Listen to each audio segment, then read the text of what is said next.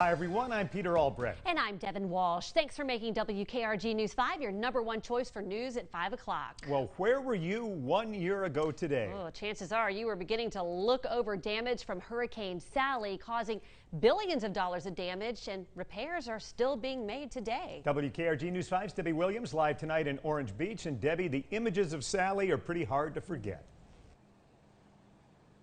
Yeah, they are. And when you think about that storm, you think about the sounds, the wind, the rain.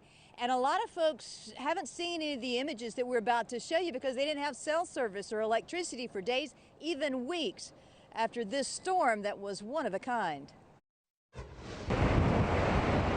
Hurricane Sally made landfall in the early morning hours, September 16th, 2020. Sally came in and just sat here, put the 29 inches of rain on us, and it just hammered us. A slow motion disaster that would leave people wishing they'd never stayed to weather the storm. Screaming wind, and we could hear trees cracking everywhere, stuff hitting the house. It was pretty terrifying.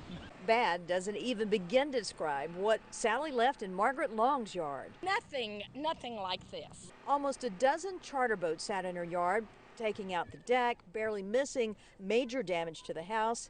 A year later, Sometimes it seems longer. she's still waiting on repairs to be finished, but she has her yard back. Unbelievable, the boats.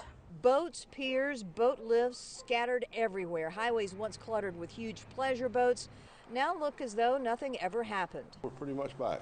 Marinas destroyed, rebuilt, and still more work to do. We laid 26,000 2 by 6 by 12 foot here, about 16,000 2 by 10s, 1,800 pounds of screws, rebuilt a lot of docks and pilings, but we're back up and running. Inland, scars of Hurricane Sally are easy to find. Tons of trees were lost. They fell on just about everything, houses, power lines. It would take most of the year to remove all the tree damage. Utility work continues. Act of nature I've never seen before, hope I never see again. Hurricane Sally will be remembered for a lot of things. A year later, the most obvious have cleared until the next storm.